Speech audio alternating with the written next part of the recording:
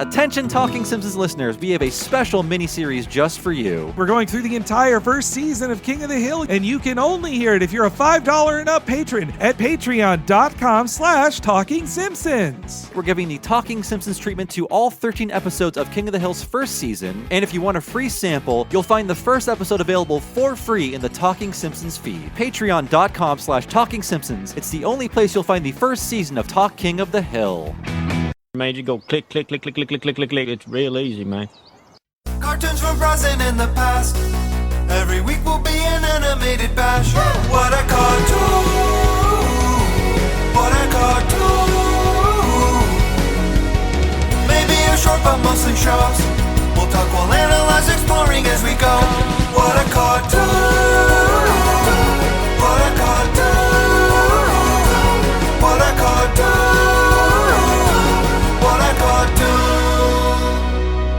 Hello, everybody, and welcome to What a Cartoon, loosely adapted from the Argentinian podcast of the same name. I'm your host, Green Goop Addict Bob Mackey, and this is an audio exploration of every cartoon ever. Who is here with me today? Henry Gilbert, and deep in my heart, I feel love so alive. Don't we all? And who do we have on the line? Hi, my name I'm Spayar Monster, and I will never be as big as Lucas.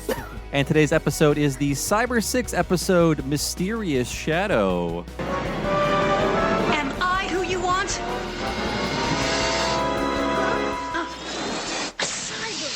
So this show, as far as I know, it's the biggest thing to come out of Canada since Bryan Adams. Who knows? I had not seen the show until a few years ago, but its 20th anniversary is this month. It debuted in September of 1999, and but fortunately, me and Bob are ignorant to it, but we have a real Canadian on the line here. So welcome, comic artist, writer, editor, so many things. Safay, thank you. Yeah, thanks. It's so awesome to be here. I can't believe when you're saying it's 20 years old, that means I was watching Cybersix when I was 12, which is just like when I fit that into my personal timeline or whatever. I'm like, oh, that's such a formative piece of media. Holy crow. I'm so excited to be chatting about this. Yeah, I wish I'd seen this as a kid because it's such a queer show. On top of it having all these things that I loved in animation growing up as well. But it's like so, I don't want to say subtly queer, but like the stuff they get away with in a show from 1999 is shocking to me. Yeah. I think so. I mean, I'm the token straight guy on the show. Hello. But I think I just encountered the show for the first time at the age of 37, which I am now. But if I had seen this when I was 17, I would have loved it for all the anime style antics and, of course, the gorgeous TMS animation. I think everything else would have went over my head.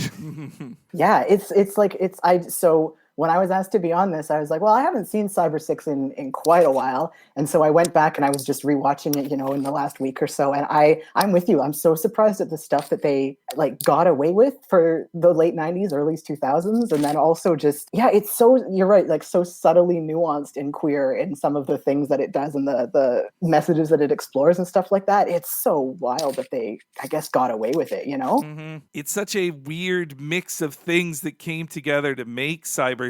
When I looked at its history, it's like so many countries are involved in this. Yeah. Oh, yeah. It's one of the strangest concoctions in animation history, in that you end up with such a weird show that it's totally understandable that it was not like an international hit and that it didn't have 100 episodes, but it's amazing we got what we even got with Cybersix. And yeah, too, for American viewers, you really, really had to dig to find it in the United States up until a few years ago. I mean, I think I vaguely knew about this. I would see it on lists of things like what are the top 10 underrated shows or whatever of the 90s, or lists similar to that. But I think whenever I would see it, I would think, oh, that's just like Aeon Flux. Who cares? I mean, I didn't know anything about it. I was just very ignorant. But now that I've seen it, I'm like, wow, I really wish I would have seen this 20 years ago. I would have been so furious that they only made 13. The fact that they only made 13. So growing up in Canada, it was on a channel called Cartoon Network, I think. And so I was 12, I guess, when it started airing. And I definitely have these very vague memories of seeing, there's an episode with gargoyles in it that scream sound. And I remember that episode. And then it broadcast on Cartoon Network. And then it pretty quickly went into syndication. So all through growing up through my teenagehood of watching TV and cartoons and stuff like that, I saw bits and bobs of it. And so I just, in my head, I assumed it had hundreds of episodes and lots of seasons. And so it was one of those things that only kind of looking back in my late 20s when I went to be like, oh, Cybersix, I think that was pretty big to me when I was a kid. And when I went back and I was watching it again, I went, holy crap, there's only 13 episodes. It just, in my head, I thought it spanned, years and years and seasons and had all of this lore. And like, it does have a lot of lore, but it is so sad that it only got those like 13 episodes. It's such a tragedy. Yeah, when I was first alerted to Cybersix, it was like when it got, somebody shared on Twitter a few years ago the opening, and that's when I was like, "What? How have I never heard of this show? Like, this is amazing!" And then I had I had several Canadians in my replies going like, "You don't know about this show? It was huge in Canada." Yeah, and I did like some reading just kind of when we started talking about doing this episode. And the thing that really made me kind of like in real life sad about this is that apparently when they ordered the first 13 episodes, they ordered a second season also. And then there was studio conflicts or something, like the Canadian side, and it was like a Japanese animation company. They weren't communicating well with one another. And so then because it also like tanked in the States, they just kind of never made those other 13 episodes. And it's just such a like, oh man, what could have, would have, should have been, I don't know the whole story, but I think that was short-sighted on behalf of the Canadians, because I would trust TMS with my life. Oh my gosh, yeah. And the animation is so beautiful. It is. And it's just such a unique style that it's one of those things that even if, you didn't get the story or you were too young to kind of follow the weird, subtle nuances of the plot that they barely kind of mention in the story, because it's such like a monster of the week kind of show. Just the uniqueness of the character design is something that's super stuck with me. As I was watching it again, I was looking at, they have a specific way of doing, like, did you notice like the arm hair and stuff like that, where it's just like these chunky little lines? Yeah. That when I was watching it again, I was like, oh, that's where I got that from. It comes from Cybersix, That is such an interesting artistic choice they make, which is, it comes from, they so closely adapted the look of the comics that they just stuck with that. Like, for example, the villain's hair, Jose, it's supposed to look like an undercut, but it just looks like some black stripes on the back of his head. It's so strange. And same with like the rectangles all over Lucas's hairy arms, which that's what it's supposed to read as. But yeah, it's, if anything, the show is like it's the opposite of every adaptation you think of for kids animation, that it's like they change everything and they make it all kid friendly, and like this is in some cases way too accurate. We must replicate every line on this page. More expensive. Wild. And like the other thing is that like it's so interesting that they adapted it, like a Canadian, it was an English cartoon, because the comic never got never got translated officially into English, which isn't that wild? That is wild, with how much stuff you'd think at least a Canadian publisher would have tried. Though, well, I have some details on that about why I think that happened. When Henry told me, I kind of understand why. A little bit, yes. Yeah. But reading upon the history of the comic, I'm like, man, every country but America had a good comics history, because no one had the comic code but us. And it ruined comics. Yeah. And that's why every movie's an Avengers movie now. It always goes back to that with me. I'm sorry. Superhero comics are great, but they don't have to be every comic book. That's I am a superhero comic fan, and even I can admit that. I would argue back, Bob, that this show wouldn't exist if it wasn't for Batman, the animated series. That's true. Batman is the one good superhero. I'll keep him in my heart. And maybe Spider-Man. But yes, this show has a very interesting and long history I'm going to get into here. Up front, a big thank you to Brady Hartel. You should follow him on Twitter. He was the producer on the Discotheque's very great DVD collection of the full series, which has like an amazing transfer. Oh yeah, it's tons gorgeous. Of extras, and also like commentary tracks with Brady chatting with Kathy Westluck, the lead voice actor on the show, and tons of liner notes, and like the original pitch reel that they made, which looks even better than the regular show does. Like, so I am leaning a lot on Brady's notes for this. But so Cybersix is a show that spans 3 continents. Like, it's comic creators from Quilmes, Argentina, an animation studio from Tokyo, Japan, and a production company from Vancouver, BC, Canada. So the character of Cybersix was created in 1991 by Argentinian comic artist Carlos Meglia and writer Carlos Trillo. Cybersix first appeared in the black and white Italian comic anthology Scorpio, though it was like published in Italy and Argentina. It was an interesting co-production thing. Scorpio was published in 12-page installments, though starting in 1993 it started getting monthly issues in Argentina that were 100 pages long. So Yeah. 100 pages a month. Every country has better comics than us. Though they needed a lot of like backup to fill those pages. It wasn't just both Carlos is doing it. There were bits where Cybersix would get a letter in the mail and be like, "Oh, it's a story about me," and it would be drawn and written by someone else just to kind of fill in the pages. At first, I thought she'd be reading letters to the editor. And so it was definitely the biggest hit of Meglia and Trio's careers. Cybersix was a big hit in Italy and many Spanish-speaking countries, which is when it finally, starting in 93, was when it got translated into Spanish. And yes, the comics that are out there, you can read some that have been fan-translated, and then a bunch you can find through a Google search online, at least I could in America, of unedited and untranslated pages, and I flipped through about 5 issues of that. My opinion on it is that it is a very early 90s mature comic in the style of Spawn and Sin City, which means lots of style, lots of sex and violence, and a lot of content that wouldn't fly with today's readers. It is very much a product of its time. I know, based on what you told me, I'm so surprised they wanted to adapt this to be a kid's cartoon. Yeah. So, And I think this is now the superior version of Cybersix. 100%. Yeah, I think so too. Not to diss the original artists on it. So, but though a lot of what is in the show is in the earliest comics, like Cybersix's design, dual identity is Adrian, the background and connection with the character Von Richter. The Lucas is pretty similar, though not as nice, a bit more intense and violent. But the relationship is there. Regular battles against Jose and his monsters. Students like Lori are in it as well. Sidekicks like Data 7 and Julian. And the general gothic look to the town of Meridiana is there too. Now, the difference in the comics is there's a lot of very gratuitous nudity, for example, and tons more violence. There's multiple issues where Cybersix just walks around the apartment naked reading the mail. And it's just like, for what? Yeah, no, I'm not being a prude here, but when I was reading it, I was like, she could wear clothes here. Why? Isn't she cold?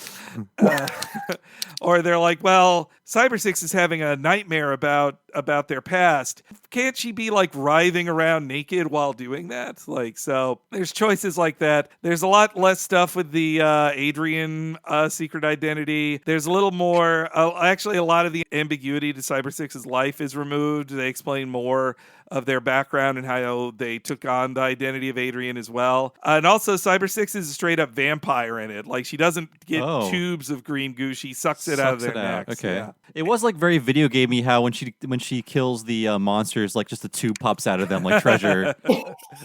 I kind of like it though. And also, warning if you want to look up those, there's also some kind of disturbing sexual violent aspects of it. More implied than explicitly shown, but often uncomfortably involving the character of Jose as a perpetrator. He is not as fun and silly in the original comics, and it is much more explicit that he is a Nazi creation and even drawn rather Hitler-like in his first appearance. So that stuff is not very fun. The goose stepping is really all you need to indicate the Nazi aspect of his character. Yeah, I enjoyed the goose stepping as a part of who he is in this episode. But then he has silly fun instead of sexual violence, which, and also something that would cause problems with the adaptation later. Some drawings in it of Japanese and African characters draw heavily on stereotyping, I will say, including the Japanese hacker detective who appears in the show, and a character totally written out of the show that Cybersix had a surrogate father who was of African descent. And it's not the most fun stuff to look at. So, yeah, that's the stuff that hasn't aged very well in the original comic. Now, the final volume of the comic series would publish in 1998. It got a brief live-action adaptation in Argentina, starring a popular Argentinian model at the time. You can find clips of it. I mean, for a low-budget live-action show, it's fine. It seems fine. It's not like terrible, but also it's kind of lost in translation. I don't really trust my ability to be like, is this good or bad acting in Spanish? I don't understand.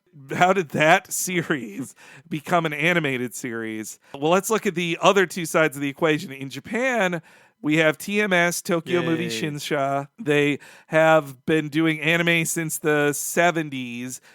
We talk way more about it in our Kiki's Delivery Service episode. I think every 3 episodes is just us gushing about TMS. Oh, also in Akira, too. Yeah. And the Tiny Toons movie, did we say that yet? Yeah, and the Tiny Toons movie, too. So they worked on a ton of stuff that everybody would know.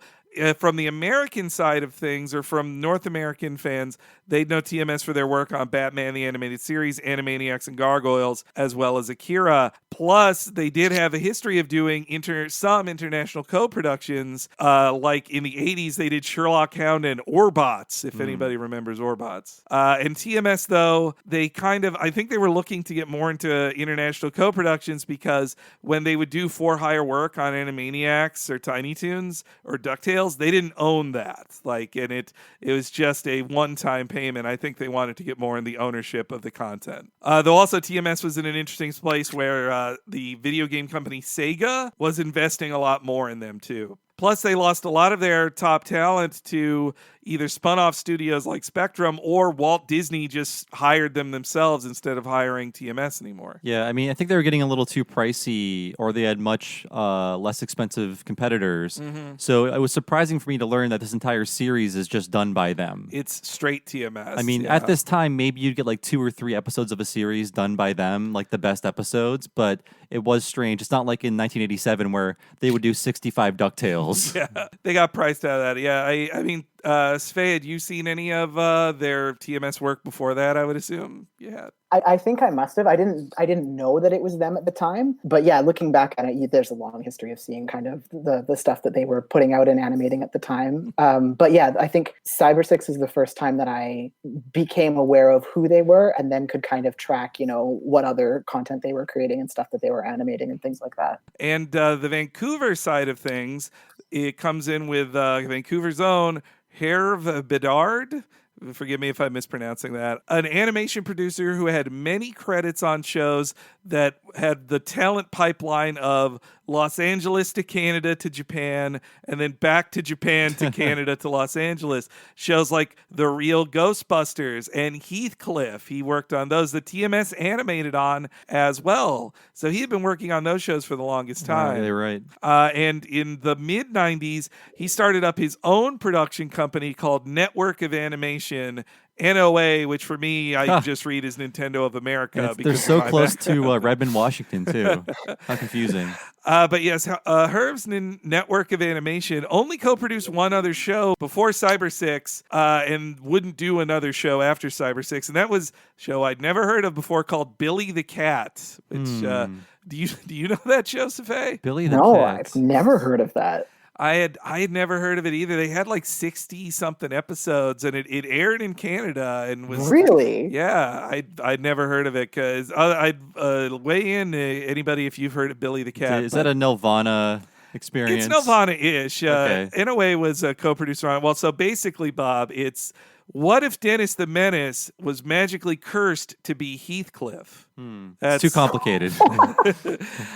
Basically, Billy is a bad kid who a magician sees taunting a cat, and then he turns him into a cat and turns the cat into Billy, and it's about Billy learning his lesson and earning the right to be a boy. So it's a real tale of body horror.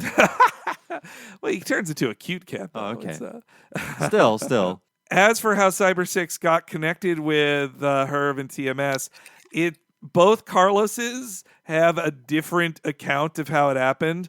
One says that they were contacted by a Canadian producer who thought it would work as a series and wanted to hook them up with the folks who animated Batman to make an adaptation for North American markets, primarily actually the United States more than Canada. But then the other Carlos says that a Japanese executive went to Buenos Aires and found a copy of Cybersix and thought it would and also saw the live action show and wanted to adapt it. And then that Japanese producer got in touch with Herv.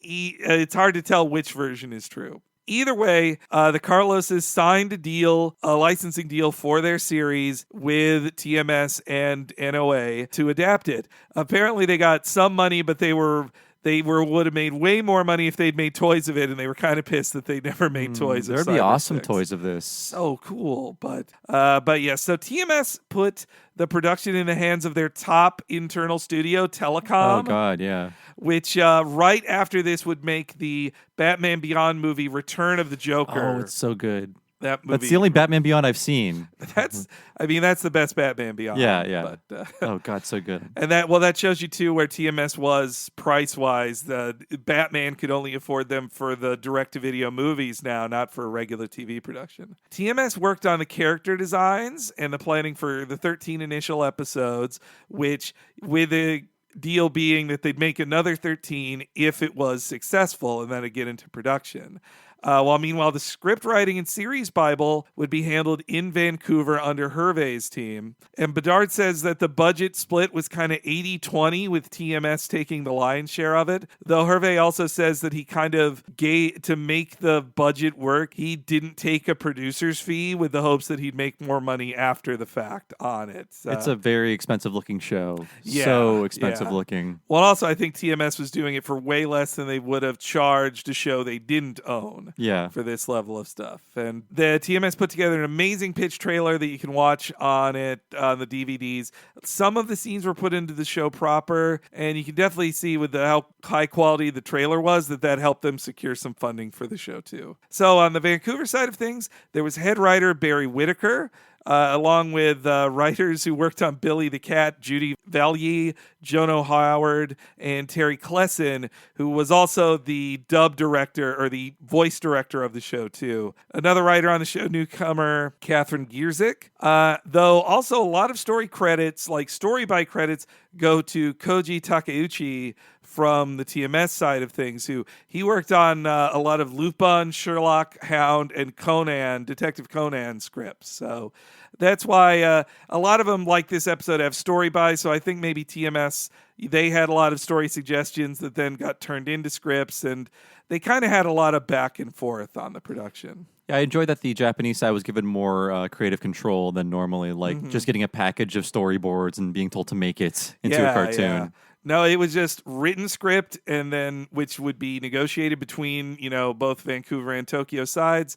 Then they would write the script, record the audio, and just send that to TMS, and TMS would make the whole rest of the show. So they have a lot more ownership of it than their productions on like Tiny Toons, where the storyboards would get sent to them, and then they'd have to go from there. The voice work was done by Vancouver's industrious anime dub company, Ocean Group. If you don't know Ocean Group, but you watched, say, Dragon Ball Z, the first run of the dub, not the one that's been going on way longer, or if you watched Gundam or Cardcaptor Sakura, or pretty much any Viz dub release of the 90s, you've heard all these voices in them. The funny thing is, I've been to Vancouver a ton now, and no one has the stereotypical Canadian accent that you think of. So when I hear Ocean dubs, they are so Canadian sounding. Did they all just move over from Toronto to record in Vancouver or something? Or from the sticks? Who knows? I don't know. Yeah. But I know they all it was definitely based. Well, sometimes they would record out of Toronto. I know too. They had like satellite studios, but I do believe the voice actors on this were all based out of Vancouver. I bet I've walked by the voice of Ranma like 5 times now. They didn't just do dubs. Ocean also worked on some other North American co-productions like Exo Squad and the American Mega Man and Street Fighter cartoons, which they did their job. They did a good job for what they did. And in the lead is Kathy Westlook. Oh, she's great. She effing rules. Yeah, anime fans might know her as the original voice of Chaozu in Dragon Ball Z, and also Shampoo in Ranma 1/2.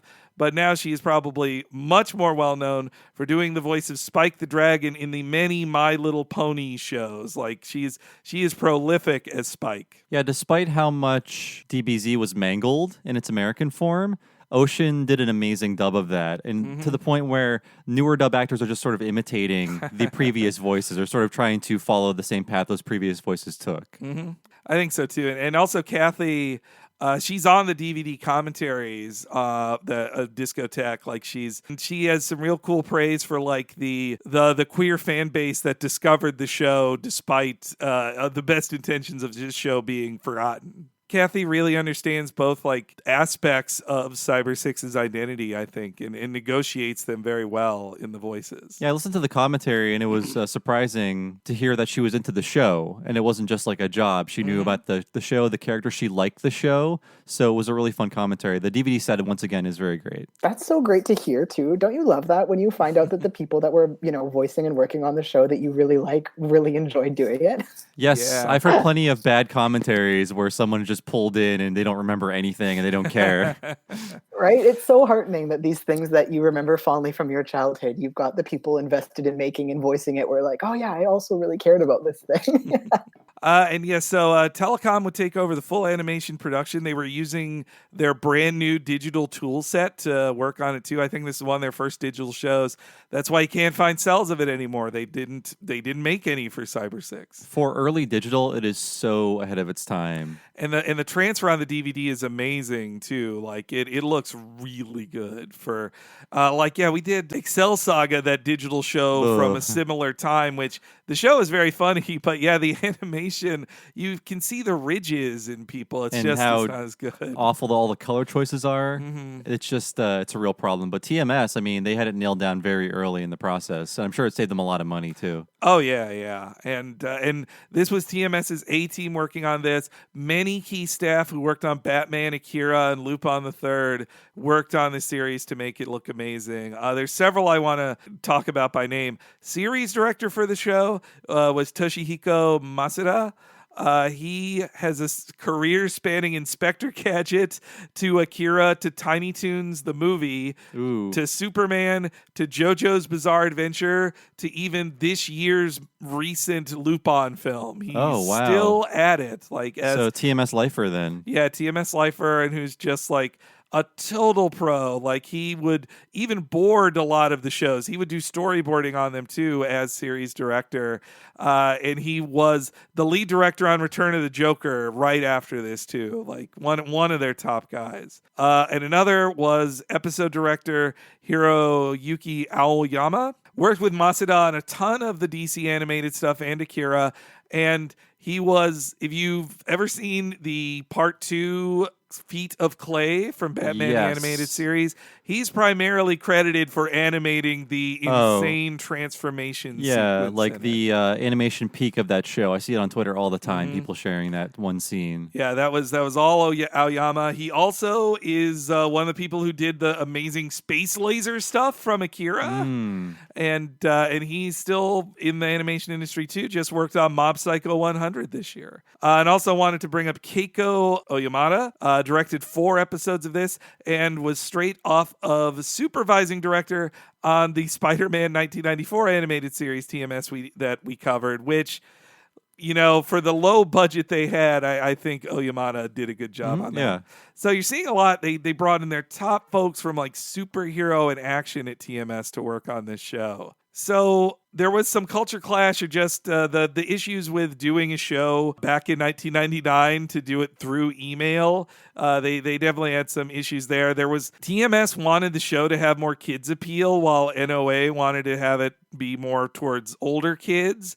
That's why there's an episode that's just at a circus with silly kid fun. That was much more of a TMS episode. While there's episodes where NOA have like no kid sidekicks in it and it's just about the grown-ups having interactions. And that was more what the Vancouver side wanted from it. I never understood that weird drive to put children in children's entertainment, because when you're a kid, you want the escapism of being an adult or a teenager. You don't want to see other children. At least I didn't.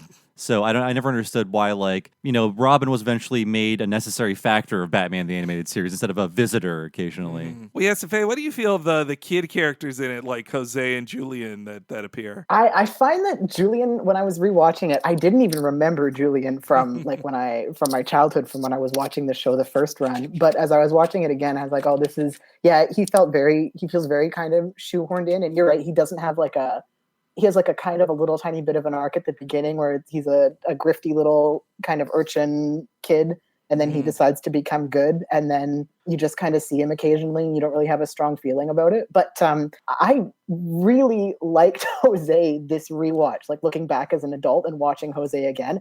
I thought he's so weird and funny. And the thing that I got bummed out a little bit where I was like, oh, it's too bad that we don't get to like, this is a complicated like needle to thread, I guess, to say, but like, it's too bad that we don't get to make fun of Nazis in 2019 anymore. Like, I know. A show, right? Like a show that's just like so unabashedly mocking Nazis and this like Nazi imagery and all of this sort of like with this little kid goose stepping around and being just a total farce. I was like, that's too bad that we've lost that, because it is enjoyable to watch and it's nice to look back at a simpler time when it's like, oh, Nazis are over and all we get to do is make fun of them now, I miss when those were easy jokes to make, to the point where shows like Mr. Show was like, okay, no more Hitler jokes, no more jokes making fun of Hitler. We've done too many. But yeah, I do like Jose as a villain because it is a sort of rare factor in a show like this to have just an insane brat goose stepping around and screaming at everyone. And the voice actor is so good. The kid voice actor is great. Oh my God, show. I was laughing so much. He's got this like maniacal little high pitched laugh. And it's just the way that the voice actor delivers it is consistently so funny. And it's like every one of his little schemes backfires in such an enormously comical way. I was watching especially the weird circus episode with the robots and everything. It just like it all backfires so enormously in a kind of cartoony Bugs Bunny, Roadrunner kind of way. It's this very weird tonal divide between this very serious, Cybersix and Data 7 and their quest for like, their identity and this weird world that they're in, and then their key antagonist being this comical little kid that's goofing around kind of. It's an interesting balance of a story. That circus one is one of the craziest schemes he has. So wild.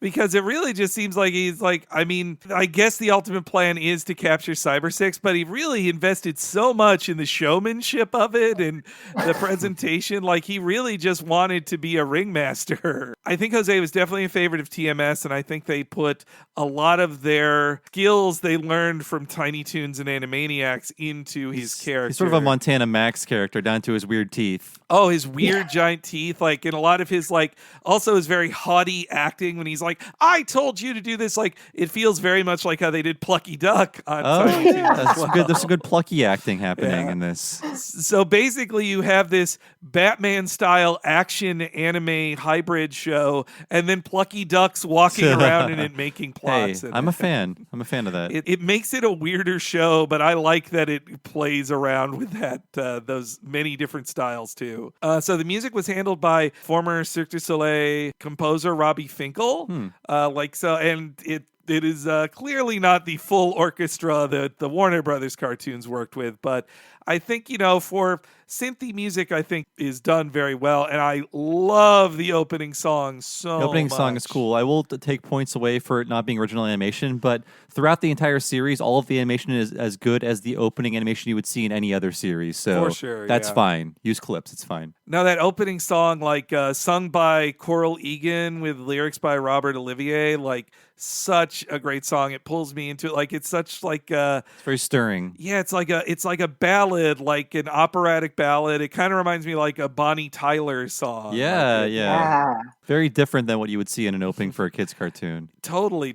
Which is why Fox slashed it to pieces and made it like half as long for their airings of it. Oh, did they really? That's so unfortunate. But so the first place that the show ever aired was this episode debuting September 6th, my birthday, my 17th birthday, in 1999. It quickly became a cult hit with viewers in the Great White North. It was aired a lot on Teletoon as well as Cartoon Network, and all 13 episodes aired, and it was then planned to debut in the fall in 2000, a whole year later on Fox Kids. But there were major issues with it from the start, not the least of which is that it was too long for the ads that they put in on Fox. They needed an extra minute for ads, so they just had to cut a minute from every episode. Plus, if you watch the show, with me and Bob knowing what the censor rules were on American kids cartoons. Oh, so many punches and kicks to the face in yeah, the show. You can't show contact from a punch or a kick, so they had to cut those out, which makes the action like suffer a bit. Plus, the opening was too long. They wanted the opening to only be 30 seconds instead of a minute, so they cut 30 seconds from it, and it's just, which F's up the tempo, so the song just is off. And they felt that it was too quiet. Like, this is a quiet show. There's long stretches where they don't talk. And so in American cartoons, they don't want to leave kids with silence ever. So they recorded a ton of extra dialogue to cover those silences. This was a weird era for Fox Kids. I just looked it up. This is also the same season that they aired a very edited Escaflowne. Yup. And made it into an action show, not the shoujo/shonen show it was in Japan. That is ridiculous. Yeah. The issue was that it was fall of 2000. Pokemon was killing Fox Kids. Like, Pokemon was a huge hit on Kids WB, so Fox Kids was trying to find something. So they were rolling the dice. They're like, Escaflowne, Cybersix, Transformers Beast Machines. Digimon would be the one that would win in the end and would be their biggest hit, though even that couldn't beat Pokemon. And it was just seen by many as a just straight up copycat from Pokemon, though my husband is a big Digimon fan. He is a big Digimon defender and says that as an anime, the first 2 seasons of Digimon are a better story than Pokemon was. Like, it was a better, more serious show. So I'm going to have my husband on to talk about that Digimon one to convince me of that one. The show was not a hit. It had poor ratings from the beginning, and they only aired 10 episodes over 11 Saturdays, so they never showed the final episode. Yeah, which has a real ending to it too. So, and another episode they didn't air was the Yashimoto episode, which I guess let's talk about that now. So what's really weird to me is that there's a whole episode where there is a detective that is hired by Jose to track down Cybersix. And this detective is a Japanese man named Yashimoto who, oh boy, he's drawn in a very stereotypical way of a Japanese person with very thin eyes, very large glasses, and buck teeth. Like, it's bad. And it was so painfully racist to rewatch it. I was just like, oh, geez. I'm not only shocked that they kept that personification or that drawing style of him, but that in all the source material to mine for this show, they chose that. The one thing they should just steer away from as fast as possible. It's very strange. Well, so as a story of a detective hired or blackmailed by Jose to track down Cybersix, who then befriends Cybersix and helps them out. I think that's a good story idea, so maybe that's why they wanted to use it. But the oddest choice they made is, like I said, that they were to a fault of adapting the art style of the comics, and that is the most unbelievable thing to me is that these animators in Tokyo, Japanese people, decided to stick with that art style and not change it. Though, let me tell you, if you read the comic, he has character actions that were far more racist that they cut out of the show and did not put in there. Thank God. Yeah. So they did change some things, but yeah, it's an even stranger part of the pie that it was Japanese people drawing the character this way. I think it really was that they wanted to adapt it correctly. They wanted to stay true to the character designs on everybody, which I think was definitely a mistake, and it again hurt them just in a broadcast way because Fox Kids saw that character was like, we cannot air this, which I think was the smart decision on their part. Yeah, honestly, that's a good move. I'm glad if the right choice to make, but yikes, wow. Yeah, yikes indeed. But so we never got to see the final episode in America, even if you were watching it in the few airings it got on Fox Kids. I don't think it was even airing by the time it was 2001. It premiered in fall of 2000. By the January 2001, not even running reruns on Saturdays. The first time legitimately in the United States you could watch Cybersix Uncut was with Discotek's DVD release from a couple of years ago. Wow. Like, that's how long it took. But fortunately, the show got popular online anyway and just shared through, illegal downloads. But like, there was no legal way to buy it. But so it grew a fan base in the early 2000s thanks to that. And when you look back on it, it was just a really poor match for what kids' cartoons were in the United States back then. Like, that kind of action show would have been really embraced in the early 90s, but by the late 90s, that's not really what was popular. But then by the early 2000s, an anime hybrid like it would have been loved so much more. Or if it had been aired on like Adult Swim or Toonami. Yeah, it was so ahead of its time. Yeah. There was no place for it in America. Just none. Like, it could have been, if it had aired like Big O aired on Toonami in the US, Yeah. it would have been, Oh my I think, a God. huge hit. For Yeah. sure. They would have bought a second season. Yeah. So despite that, the cult following, though, very unlikely that there'll be any new cartoons made on it. Both creators passed away, Meglia in 2008, Trio in 2011. Wow. Honestly, the most noteworthy thing they did with Cybersix after the animated series was that they attempted to sue James Cameron over it in the early 2000s. If you remember the television series Dark Angel. Right. I forgot he was associated with that. Yeah, it was. It was James Cameron's Dark Angel, I think. Was it that was. Eliza Dushku? Oh, no, Jessica Alba. Okay, sorry. You're thinking of Dollhouse, I think. Oh, right.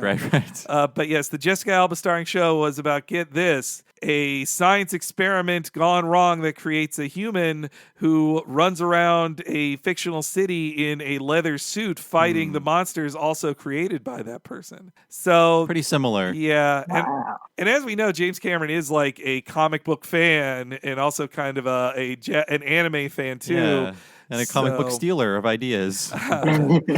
But unfortunately, though, for them, they dropped the lawsuit, both of the Carloses, because they said they just ran out of money. They didn't have the cash to sue Cameron in a U.S. court, so nothing came of that. And that's kind of the end of Cybersix in history for now. I mean, I would guess, well, if that DVD sold 1 million copies, maybe TMS would make more of it. But We are out of that wouldn't era, expect that. unfortunately. No. I was sad to then find out that there'll just be no more of it as probably ever. But at the very least, it's more available than shows like Megas XLR that we did, Or that are Mighty just- Max. or Mighty Max. Yeah, I guess before we get into the first episode, though, I was a little curious too, Safay, like for your gender identity and how I was curious what you felt about how the show approached such a character as Cybersix and Adrian. That's such a good question. So I was watching it and I was talking to a friend last night about this because I was talking about, I've been rewatching Cybersix,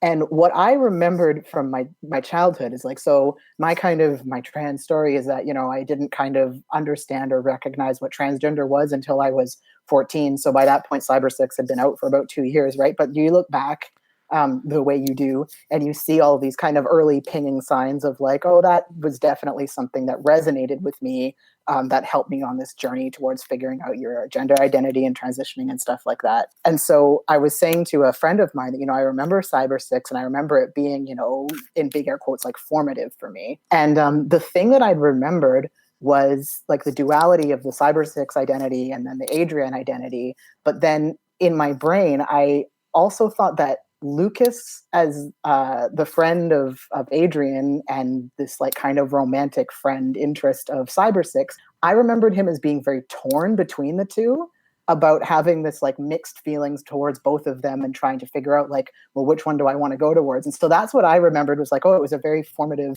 queer work, because there was this very masculine Lucas guy and he was having these complicated feelings toward what was essentially the same person. Mm-hmm. Which is one of those just that's not there really in the context of the story, but it's fun to think about. Yeah. But then what I was thinking about as I was rewatching it, that I find looking back and it not having as strong an overt kind of queer narrative that I thought it did, what I really liked about it now as an adult and a trans person who's open and comfortable in their identity and their transition, was that Cybersix at no point is torn between her gender either. Is like she doesn't feel that Adrian is a fake gender that she's Yeah. having to like put on herself, and there's no kind of this like trans tragedy or this weird divide between binary sex and gender. It's just kind of, it seems like a very natural adaptation for her to go kind of seamlessly between the Cybersix identity and the Adrian identity, and it's very fluid. There's kind of a fun, for lack of a better word, like magical girl transformation that she does, where she, takes off her glasses and then puts on the Cybersix costume and then jumps out into the night. Yeah. And so that's really fun to watch. But there's nothing that she's not like kind of torn up in this pathos of like, oh, I'm living a lie and people don't know me and I have to lie about who I am and I'm so tormented.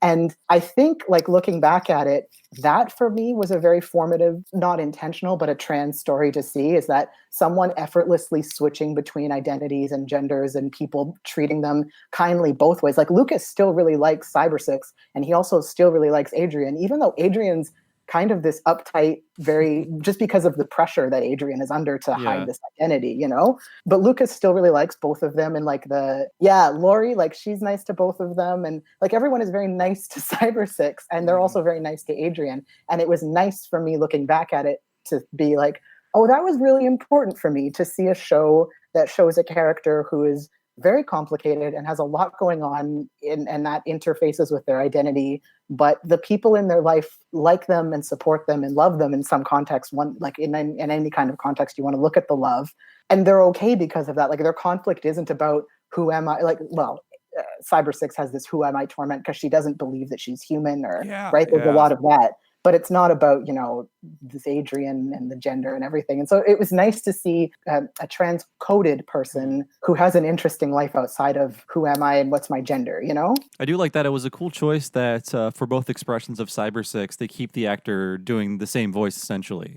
Yeah, that was really good. And I really like that there was no doubt about, because you can kind of, because of the voice actor, right? Like, Adrian has a very kind of feminine but masculine kind of sounding voice. And I liked the androgyny of Adrian. And I like, it's just so nice looking back at it. And it's fun to watch, that's what I really like, is that it's fun and it's not, I'm sure you can kind of relate, as queer people, there's a certain hesitancy to watch media because sometimes things will just make jokes that hurt, Oh yeah. And so Yeah. Cybersix as a trans analogy, yes, no, it's a safe show to watch that at no point does it really hurt.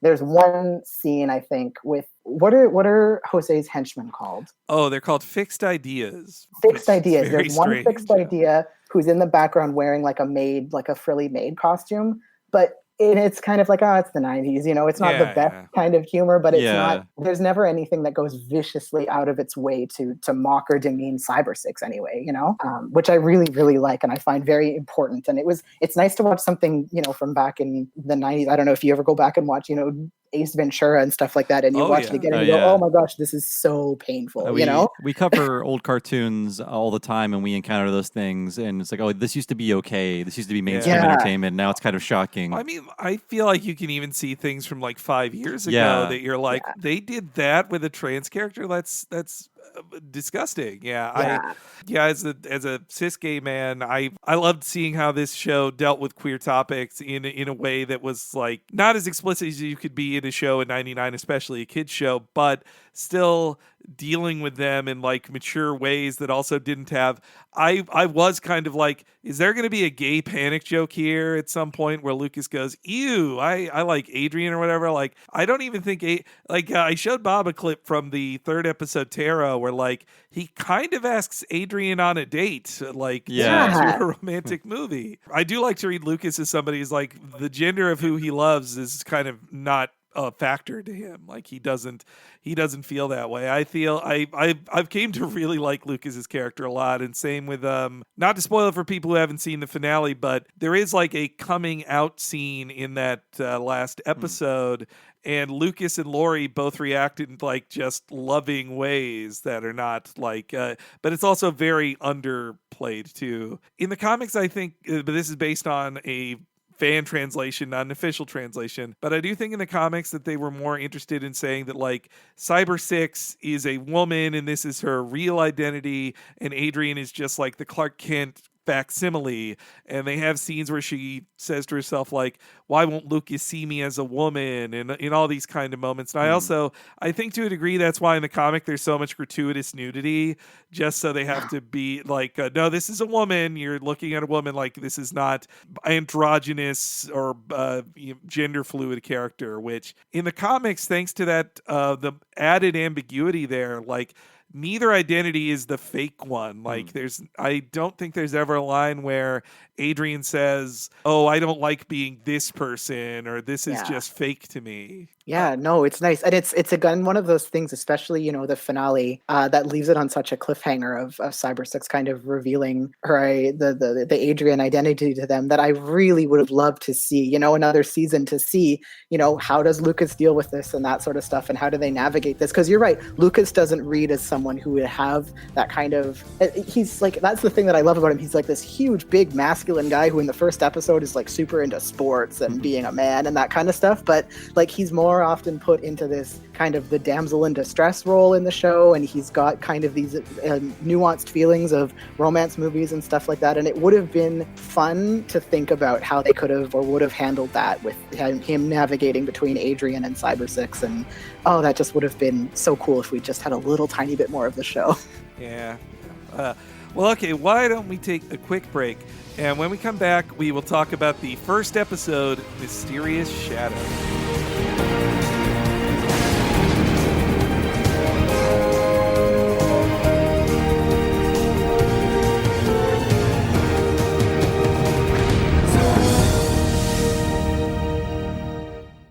There's a new hero in town. Who are you? She's got brains, beauty, and superhuman strength. Created for evil and profound failure. I must destroy her. Now she's fighting for good. Capture, you worthless mutants! Cybersix. All new next Saturday morning at 7:30. Only on Fox Kids. Try to catch me, little boy! She's gonna change the face of superheroes everywhere.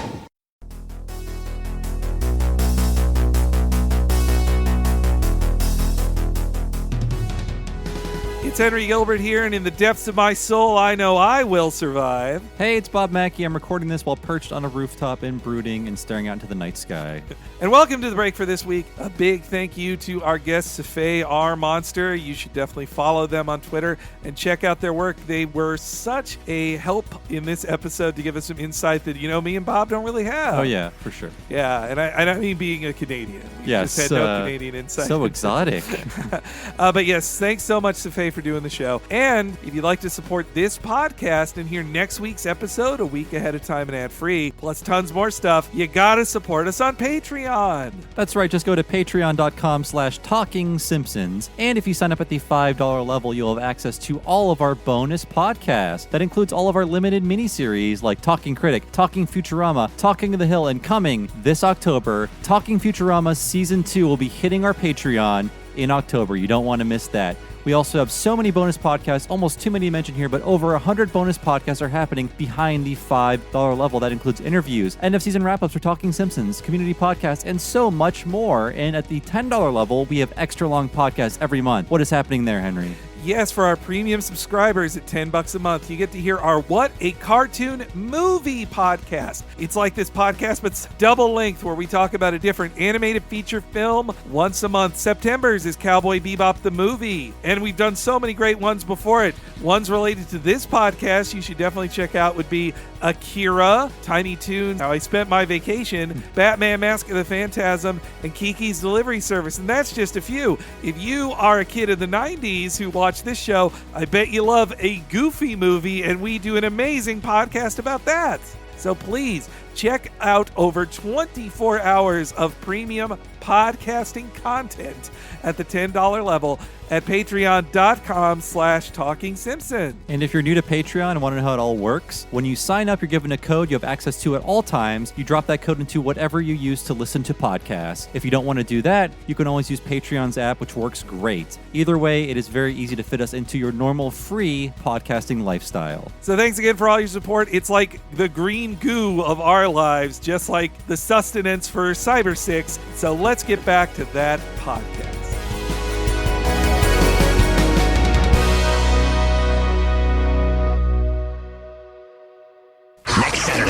into a brand new morning of X Speed with an all-new Cybersix, where she'll learn a new meaning to the words fire drill. And it's double the adrenaline rush on an all-new Action Man, when Alex confronts his toughest enemy yet, himself. And Andromon is back on an all-new Digimon, but somehow he's forgotten his Digi-Past. So look out, because Saturday's coming at you at the speed of kids. Watch a brand new morning of X Speed next Saturday morning only on Fox Kids.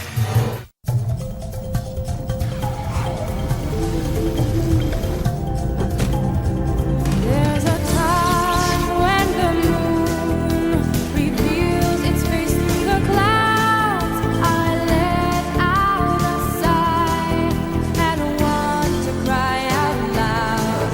But deep in my heart, I feel love so alive. In the depths of my soul, I know we will survive. And the one they would break in their greed and their pride. But deep in my heart, I feel love so alive. In the depths of my soul, I know we will survive. Okay, so we're into the first episode here, Mysterious Shadow. The opening, again, I just love the song, and there's the plugged-in clips are mostly the Monster of the Week shots. The promise of, like, you're going to see a lot of different monsters in action. Like, it's heavy on action in the opening, other than you see, like, a couple scenes of, like, the many times Adrian and Lucas eat together. Yeah. too. Show about fighting and eating. Yeah. Ultimately, I could watch Lucas eat all day with that he, animation. he eats so much. There's like 5 different meals in front of him at any time. It's so good. So the episode director for this one is Keiichiro Furuya. Mainly worked on Spider-Man and Batman to this point on the TMS shows. And after this would work on Monster Rancher and Sonic X. So he was more on the international production side of TMS as opposed to the Lupin or Detective Conan stuff that they did just for the Japanese market. And credited on the teleplay is Andrew D. Hamill, which this is his only IMDb credit, so I don't know what else he Wow. worked on. I don't Interesting. know. It's interesting that they gave that kind of responsibility for the first episode to somebody like that. Maybe he was a different kind of writer who just dipped in for a little bit. Yeah. Well, also, I mean, a lack of IMDb credit sometimes points to a lot of non-union work where people don't get credited, which that is, I think Ocean Group does amazing work regardless, but another reason they were attractive as a dub company is that they were non-union and in Canada, so they were a cheaper outfit to use than recording people in the United States. Which is unfortunate, like that, and I think it leads to a lot of like disrespect of Canadian workers on the animation side of things because they're just seen as the cheap alternative to American producers, even though they are just as talented. They live in a better country that gives them health insurance. So But yeah, so we start the episode with a couple characters being kidnapped as we get to see the gigantic angel statue of Meridiana. Like, I think sometimes the scale is a little off on it, but it looks pretty cool. And multiple cars in this show, I feel like, are just taken straight from Lupin the Third, Yeah. including at the end, Lucas's car. Just driving is down the Lupin. stairs in those Yeah. tiny European cars. Yeah. Well, that's what I like about Meridiana too, though, that it's kind of like an anywhere city because, like, sometimes it feels like a North American city, sometimes it feels like a South American city, and other times it feels like a Japanese city. Like, apparently, too, there's a reference in one episode where they're doing spray paint, or there's spray paint of the words "Terminal City" in the background, which is what people call Vancouver, I think, or it's a nickname for Vancouver. Yeah, that's true. That's interesting. So, yeah, the monsters that attack people, they are called fixed ideas, which that is in the original comics. All the names for the types of monster of the week created, they kept them the same with like technos. And so I think even in like the Spanish language version of it, they are called the English word fixed ideas. But It's weird. I like it though. They're made pretty scary in this episode. Every other episode, they are like clowns. Yeah. I assume these men were being murdered off screen by their giant hands. Well, these characters too, the fixed ideas, like here's another thing they drop that's in this episode and kind of mentioned in the 13th episode. Never again, other than those, does Cybersix ever want sustenance. Like they really just drop all of that, which I think maybe that makes her seem less heroic or something, that she's always like in a search for more green goo, maybe. But we get to see some cool shots of Cybersix stalking the city, and only in my close rewatch of the first episode did I think it hit me that the opening gives away the dual identity, but I think they made this episode to surprise you with the mystery of who Cybersix is. Like, but it doesn't work because the opening the opening is just like, well, everything. here's Cybersix. Yeah. Cybersix's face is even shadowed the whole time, so you don't know, like, who is this? Like, Am I watching Batman? What's happening? I mean, you are watching Batman. Some sort of slimmed down Batman. Well, I mean, she even does like an attempt at a Batman sneak grab from behind, and is perched on a crane just like Batman would. Like, this is such a Batman thing, which again I feel like would have been really popular just with the Batman fans. A lot of brooding on the edge of buildings. Except she has something real to brood about. Yeah, not being some rich jerk. So Cybersix watches the large guys kidnap these two poor dudes. Like, it's really creepy how the one dude gets like grabbed from behind like that. That's a scary animation there. We get a hard cut to a fetus, which was very surprising. And then we get to meet Lucas for the first time with his giant pile of hay haircut. I love that. Oh, I love the character designs. They're so good. And I also love in the Lucas dates a werewolf episode when his hair starts growing out that all the students are like, you joining a rock band? He's immediately shown to be a very affable guy with this whole prank that's pulled on him, right? Yeah. I would say with Lucas in the original comics, he's a lot more violent and a lot less innocent. He's played more like a Fox Mulder type than he is in this show. Though it's also funny that he is a full-time high school teacher, but at night he's like, I like to investigate things, you know? That's what I do. He should be grading papers or something. But yes, let's hear Lucas's first scene. Then you all look like this. Some of you still do. Next slide.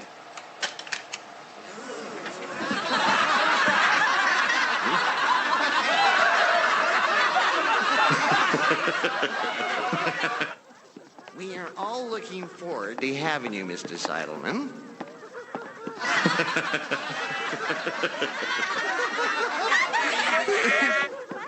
So much laughter, but Lucas can laugh with himself. I laugh at himself too. It's a picture of him being a scrawny boxer instead of the huge buff guy he is now. Which it also fits with, like, he gets into a boxer stance in the action scenes later, so I like how that plays out. It does establish his fighting style. Yeah, it's like really a bruiser. And Lucas and Adrian share a little, like, kind of, I want to think love at first sight look right there, but that's probably just my, like, queer readings on it. But I thought Adrian just looked annoyed, like, who is this unprofessional teacher? But yes, meanwhile, Adrian is the new English teacher. We get to meet him in a very cute little, almost like an Indiana Jones style. That's what I was thinking of. No one wrote on their eyelids, though. I like that reference a lot. I like how everyone gets mad at Adrian that he tries to rebuff this teen who's got a huge crush on You him. won't hit on a child, huh? We'll show you. You really embarrassed her by not returning that affection. But yes, let's hear a little bit of Adrian. Let's hear Adrian's first lines in the show here. Here we are. Is love a tender thing? It is too rough, too rude and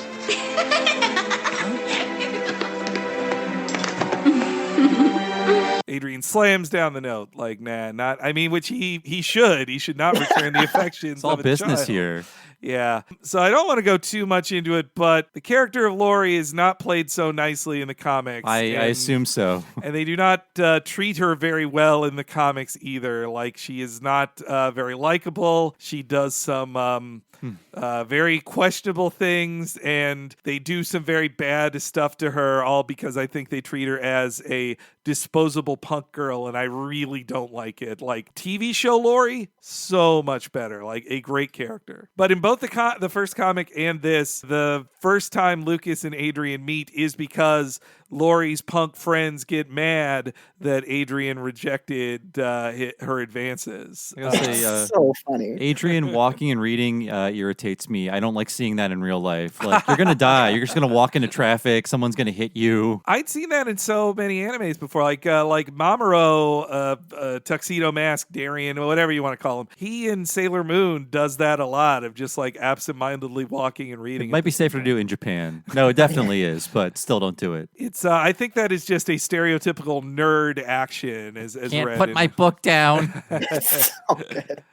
I think they really, TMS and most of these people did work on Superman, so I do think there's a bit of Clark Kent for sure, in it. But this fits more with, in the film Kill Bill Volume 2, there's a long speech about how Clark Kent is a pretend identity and Superman's the real one. But that's actually played over comic book history. It's played differently over time. That's not a definite version of Superman. I really like the version of Superman that is like Clark Kent and Superman are equal identities for him. Like he's both when he needs to be. There's a kind of fluidity between the two, and I think that's how they treat Adrian and Cybersix in this as well. Adrian gets cornered by some very, weird punks who say a bunch of strange phrases in this next clip. Are they speaking a language? I watched this clip like 3 or 4 times. I have no idea what's being said.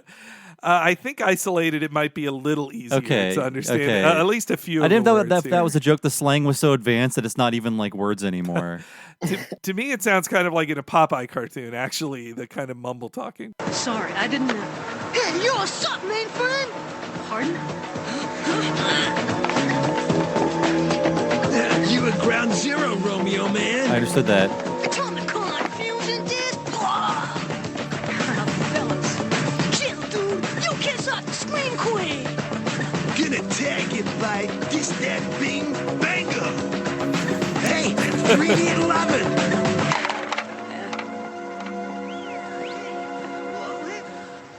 Huh? Lucas corners them, they run How off. did you? Followed the lambs from school. Adrian Seidelman, yes? Lucas Amato, biology. Oh, hi, literature. Oh, you're not the new karate teacher. What? It's just a joke. Come on, let's grab a coffee. I thought that was so cute. I was like, hey, just a joke, and then taps his shoulder. In the original comic, Lucas beats the crap out of those characters. So sure. Yeah.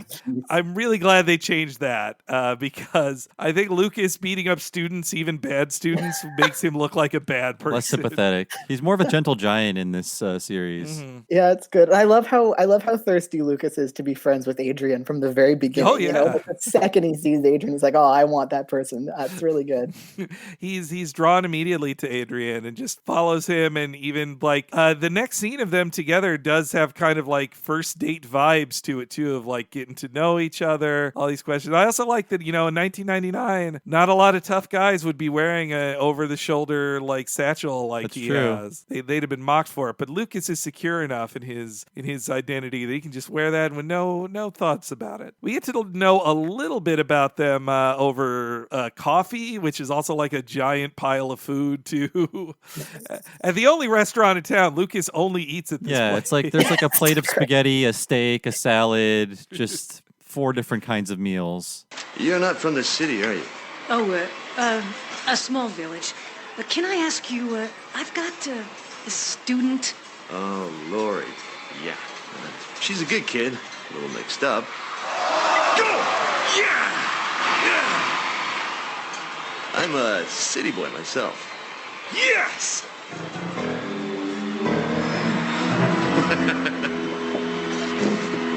Something wrong? I better go. Thanks for the coffee, Lucas. Oh, well. Oh, well. That's such a good scene. Easy come, easy go. Yeah, that Lucas is like trying to open up, and Adrian's just like, he's just so uncomfortable. He doesn't want to be there. He just seems agitated all the time when we see him in this form. Though I'm surprised it's front page news that an engraver and printer were kidnapped, but and then also the cops can't put 2 and 2 together of why an engraver and printer would be kidnapped on the same night. Completely unrelated crimes. But yeah, the restaurant, the kind of Italian-ish restaurant, though maybe it's I read it more as Italian because of like the aggressive accordion music over establishing shots of it. But them also all watching soccer together, that's another of those like international feels. How to it. European. Yeah. I feel like if they had made it with the United States in mind at first, it would have been American football. Yeah, like, or a baseball game or something. Yeah, or baseball. Yeah, one of those two. But I also like that Adrian is just like surrounded by jocks. I feel like Adrian, whenever we go to a place that starts playing sports on the TV, I'm like, oh man, I gotta get out of here. Too much commotion. I'm trying to read my book. And I like that Lucas is not like judgy of Lori, that he's just like, she's a good kid, a little mixed up. That's all. Yeah, he's so sensitive. It's nice. It was also, talking about episodes that come later, they adapt one of the comics where through a series of misunderstandings, Lori thinks that Adrian is dating Cybersix. Oh, yeah. And that is really complicated for how Lucas feels about it. In the comics, it's handled poorer, I would say. I'm sure it is. But it was surprising, even in the episode of the show, like she described Cybersix's outfit as kinky, like said the word kinky. Ooh. Yeah. For the Fox broadcast, they changed it to kooky. It's not. That fits the lip flaps. Yeah. But yeah, so Adrian heads off to where, who knows. But Lucas is walking the streets and runs into another of the fixed ideas, his first interaction with them. He sees that like Cybersix and the fixed idea smash out of a broken window together. I like how indestructible he is. He just jumps off a ledge and falls 50 feet into a chicken coop. And then just tumbles out of it with chickens like he's in a Burt Reynolds comedy or something. His back should have been broken by that. Yeah. And then there's such a cool shot of the shadowy Cybersix descending on the fixed idea, like all in shadow with this like giant spawn cape. It's I just so love good. it. The animation is so good. Mm-hmm. Yeah, they really were putting their top folks on it. I think that's just in general TMS's skill, but I also think it was a feeling of let's put our best foot forward because this is our show. Yeah. Like when we did that Spider-Man the Animated Series episode, which is technically a TMS production as well, you could tell it wasn't their show and they were being paid dirt budget for it. It was competent, but they were work for hire. Yeah. They weren't like leaning into it like they would with this or Tiny Toons or whatever. When it was a show from Saban Entertainment, and Saban is famous for not paying a lot of money to the people who actually make his stuff. Yeah. But anyway, Lucas then, after a few falls, catches up. And I think it's an important thing that the first time that we as an audience see Cybersix's face without shadow on it is when Lucas sees her too. Like that's a really important moment. I like how the camera like travels up Cybersix before you finally see the face. And also I'm really surprised, like the fixed ideas are Frankenstein. Oh, well, yes, that too. But I was going to say they are portrayed as, beings with minds and free will. Like they're human enough. So but they die. Like they get away with killing them, I think, as they appear in a puff of smoke. They just get raptured out of town. But yes, here's Lucas's first encounter with Cybersix.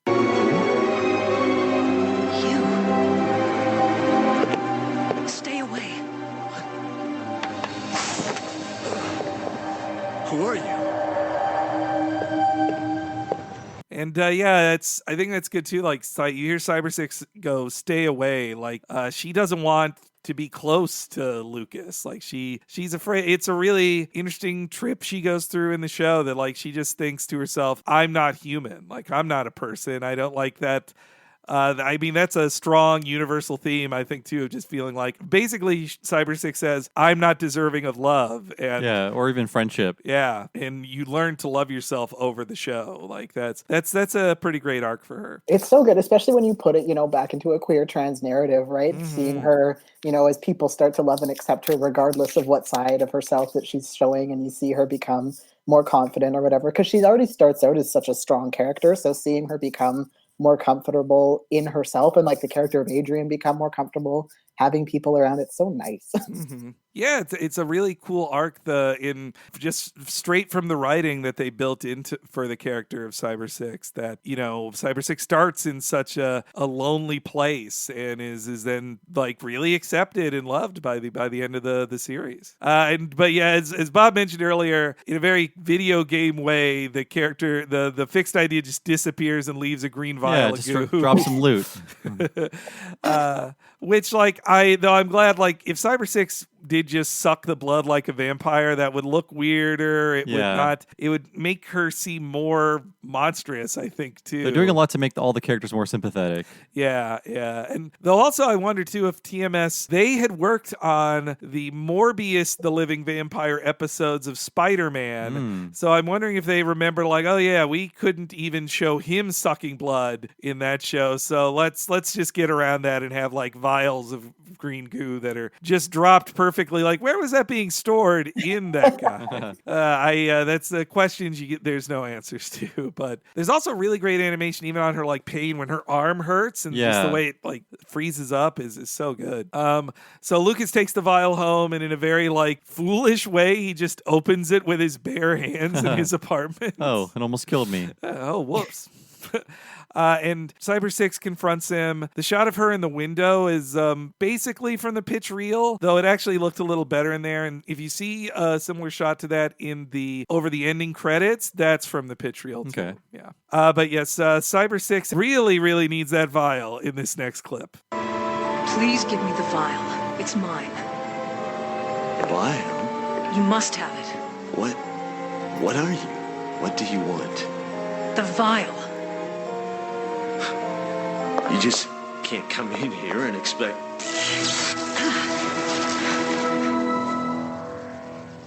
You're in great danger. Please. Are you hurt? No. Just give me the vial. Let me help you. Don't! That's when a fixed idea barges in. Just hearing it there, Lucas is immediately wanting to help and is sweet to Cybersix instead of being scared. The second he sees that Cybersix is in pain, he's like, "Are you okay? Let me help you." And she just keeps telling him just give me the vial and get out of here. I don't want to befriend you. She just keeps trying to push him away. Also, great animation. There's so many little moments that are so good. The way Lucas drops into his boxer stance the second he sees a fight's about to go. That's really cool. Is this the scene where he pushes one of the fixed ideas out the window and falls out the window with him? Yes. Then Cybersix jumps out the window and kicks him back into his apartment. It's so good. It's I think probably physically impossible, but it's pretty amazing. It's great that she falls faster than him somehow. Yes. Falls faster than him and then somehow pushes her leg so hard that she kicks him perfectly back into his window. It looks convincing. From free fall, yeah. But it makes sense in how that's another credit to the animation that it somehow makes sense. There's also just great sense of scale and posing in this fight in his small apartment too. You really and this is not the last time that Lucas's apartment will be destroyed in the series too. I feel bad for him. All he can afford is a studio apartment too. So you can't just. And he's a teacher. It's not built for a big goon to fight in. I mean, maybe Meridiana pays its teachers better than they do in the United States, but so he can afford better. Other shots show that Lucas at best lives on the 4th floor, but they fall from the 20th floor. There's a lot of falling. It's a long sequence, yeah. And ouch, that landing on the railing, boof, that looked painful. Yeah, everyone just hits the railing with their spine. Yes, yeah. Well, Cybersix must have a strong back because she gets smashed into walls most of the time. Yeah, there's a lot of pushing people into walls and punching through walls in this show. Mm-hmm. I like it. Property damage. I feel once an episode at least, Cybersix gets thrown into a wall. It happens so often. Yeah, she's super resilient. And I guess they kind of get away with it because she's got this weird kind of superhumanness about her. Yeah. I mean, that's also part of the ambiguity on the show that they never say out loud of oh, how do you not show all that pain? And she was well, I can take more, I can get hit harder than most people, or I'm tougher than most people, or my bones don't break as easily. Just goo power. Yeah. It's just that goo does a lot, man. but only if you're an invention of von Richter. I think it doesn't. The sustenance doesn't do it either. I think it would probably just kill Lucas were he to drink it. And yeah, it is a little gross watching Cybersix just drink a bunch of green goo. You're like, ew. It does fix her arm once she drinks it, and she gets away. But one of the Fixed Ideas henchmen sees this happens and reports on it to a mysterious man with a very long nose. Our Fixed Idea has been deactivated. Only the clothes were left. It's vial empty. Impossible. I will send Jose. Yes, I have an idea who. I'm watching someone, sir. Jose will deal with this puzzle. Ship the cargo. Now. Jose? Yes, Father. And that voice actor before Jose comes in, that's the same voice actor for both characters talking to each other there. Oh, okay. That's Terry Klesson, the director of the show, and also the original Krillin, if you know that voice. Oh, of course. Yeah, I love that Krillin voice. So this is our introduction to Von Richter, and we see all of his vats of monsters and stuff. And I mean, he's still kind of kept in the shadows, though, right? Yeah. Even at the end of the episode. I think it's not until the very last episode that you get a full-on like regular coloring shot of him as opposed to shadowy and everything. And even then, his face is still in shadow, right? Like that's part of his character design. It's neat. He's a real Dr. Claw type. Yeah. But, though also, I mean, straight from the source material, he is explicitly a Nazi in that. And even if with what little they say in this show, the idea of a mysterious scientist from South America named Von Richter, like it makes you think about the Nazis who, in real life, hid in South America. That's true. Oh yeah, wow. Yeah, and the goose stepping that Jose does is so over the top that it's just hilarious. Like, in case you didn't know, he's literally goose stepping around this base. It's a lot. It's hideout. It's a lot. Where it's like I feel like no one could get away with this now. No way. Just even that much of a reference to Nazis, even if you're making fun of them, especially. Though, and they're counterfeiting money, which they don't. I guess Von Richter just wants to have a crime empire or whatever, which Jose really wants. But counterfeiting money is a perfect like children's show crime you can do. It's not drugs. It's not violent. It's always stealing like diamonds or money. Smuggling. A lot of smugglers down at Smuggler's Cove. It's about pirates. The Von Richter character, he's more of a Dr. Claw type. And meanwhile, the Skeletor type is Jose, who just gets in goofy actions every episode.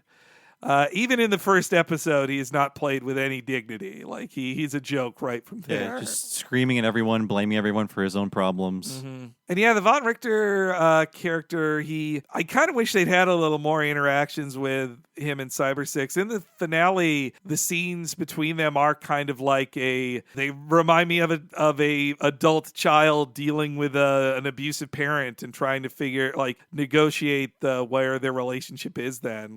And I also think that it's more parallel thinking, but if you guys have read the Hellboy comics that were coming out in the 90s too, there's a lot to there's some similarities there too with the lead villains in that. I can see that. And so it's the next morning, which Adrian and Lucas are having breakfast together. So they had dinner and breakfast together, which was separated by they're pals. Just a couple of pals.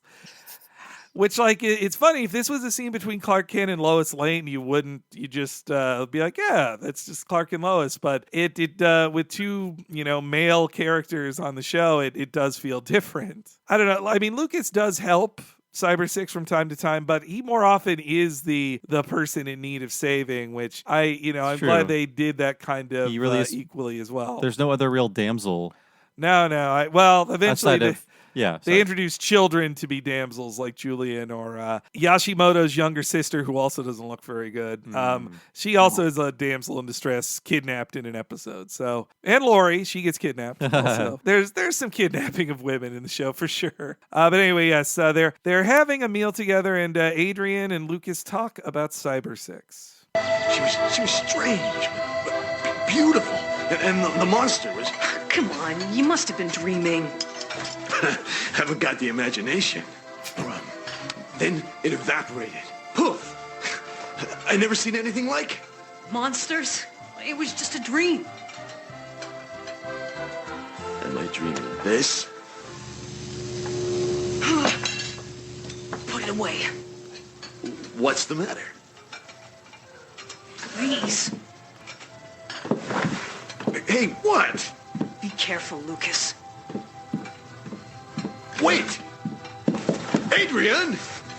There's some great animation when Lucas is leaving this dinner setting or table setting or whatever, and that he picks up a piece of pizza, puts on his coat, leaves a tip, and then leaves. All this orchestrated animation done in like 5 seconds. It's very well done. So good. I love how dramatic Adrian is also. It's fun. Yeah. Lucas is trying to just have a nice meal. He's like, well, where are you going? And he's like, I gotta go. Yeah. Even in this heated situation, he's still gonna tip. Yeah. You know he's a nice guy. What a nice guy. He probably spent $1,000 on food. Did you see the spread?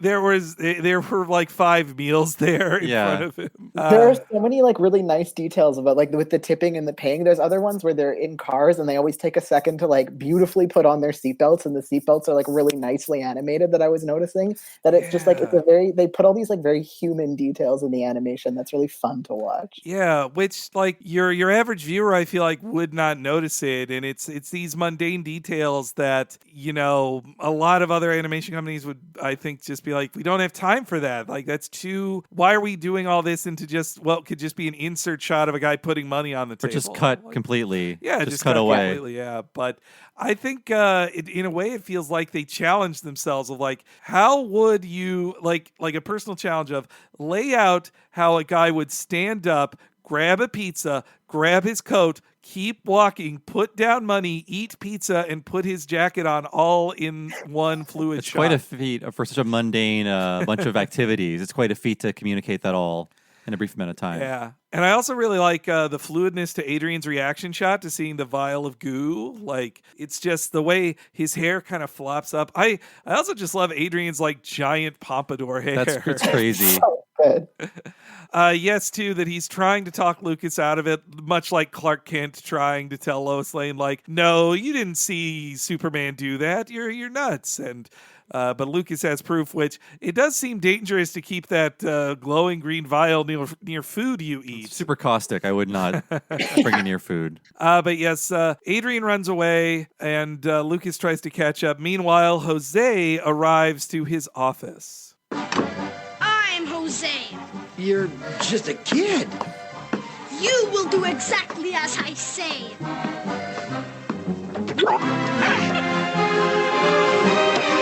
In the future, you will sit in my presence. He's such a brat. You can hear the goose stepping there and the sound effects. Yeah, I can tell this kid voice actor is like, oh, I get to be mean. This is great. Yeah. I think there's a couple jokes that get lost in translation that are short jokes, though. Like when he says, when you will sit in my presence, he does mean like you are looking down on me. I need to be the highest in the room, so you sit down and I stand on a table. I read it as him having authority, but it's really about him just literally being higher than other people. Like a cat, I think. Yeah. His introduction there is cute in its way. I like too how Jose is framed by a painting of his father, Von Richter, too, in the background. It's a very good introduction. Then we get a little shot of Lucas and Adrian talking about Cybersix. Lucas has a very like flat no when told like you really should give that woman the vial. He's like no. Just no. It's. I was surprised he didn't say more. That was really weird. Then we cut to Lucas's office where Jose and the Fixed Ideas are ransacking it. I did notice in a funny like animation thing that the his window is boarded up from the outside. Oh wow! Which would imply that somebody like got a very tall ladder and boarded it up. And normally you'd board it from the He's inside. so strong. What if he climbed up like Wreck-It Ralph? I believe it. I believe it from Lucas. Jose and the Fixed Ideas can't find anything. They then just barely miss each other as they enter the elevator while Lucas and Adrian get upstairs. Adrian thinks that the vial is missing, and Lucas is really upset with Lucas, even tells him, like, next time give her the vial, and then storms off. Which that's not a nice thing to do when you see your friend just got robbed. Like, yeah. You deal with this. Yeah. I'm more of a vile person. Vile ideas. But yeah, this is like 2/3 of the way into the episode, and I think had the opening not given it away, for first-time viewers, I think it's supposed to be played as a surprise that Adrian goes home and then transforms into Cybersix. I had no idea this was supposed to be a reveal or intended to be a reveal. I think it's supposed to be read as that. Yeah. But very artfully done sort of transformation sequence where it's just a bunch of moving fabric, and it's kind of risque and a bit sexy, but you could tell what everything is, but they're disguising like the nudity of it all behind the moving fabric. Yeah, Safay, you mentioned earlier, it's I definitely was reminded of Sailor Moon in the transformation, especially like how it starts with it's a lot of zoom in on body parts, starting with the glasses, and it is interesting in animation wise that Adrian takes off the glasses. You then see they have really long fingernails. Well, not really long, but long fingernails in the next shot, which I can't tell if it's like, does Adrian walk around with fingernails that long normally and we just don't see it? Do they change? There's a lot of questions I have, but it just is like magic robot science. Yeah, It's just like where do things go? How do things move? What like physically? How do things like change? But it just like what just happens in a cut. Basically, yeah, and yeah, you're right. It is sexier than I expected to. Like, you only get a few like less than a second of it, but you do like see Cybersix's nude silhouette. In a shot. Yeah, it's true.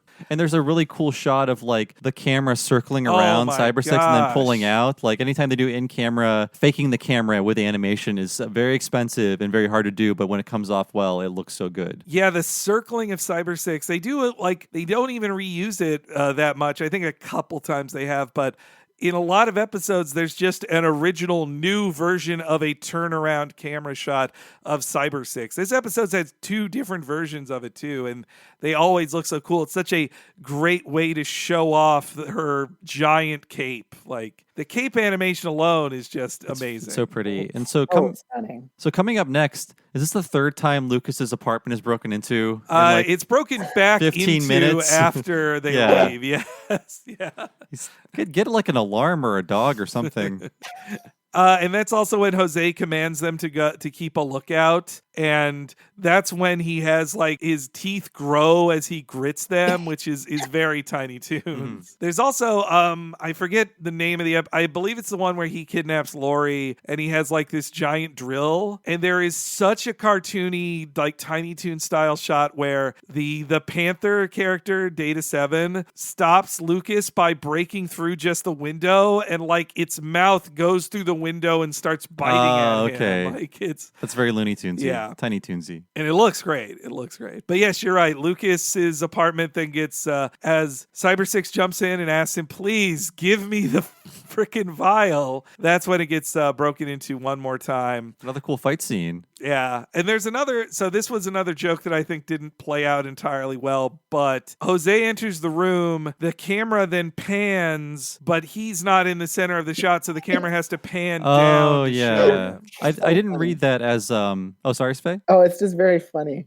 Yeah, I didn't read that as a joke, but I can see that now. Yeah. I think maybe it could have been paced a little faster, like or maybe have a little like jiggle on the camera as if somebody's moving a camera down haphazardly, or they could go with just a full like Hanna-Barbera like voink. Yeah.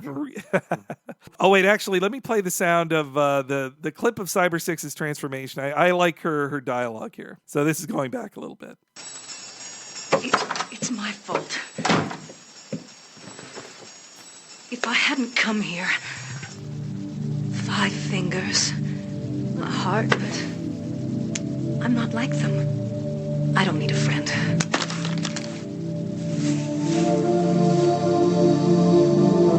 Do I? He's in danger. I have to help, as he helped me.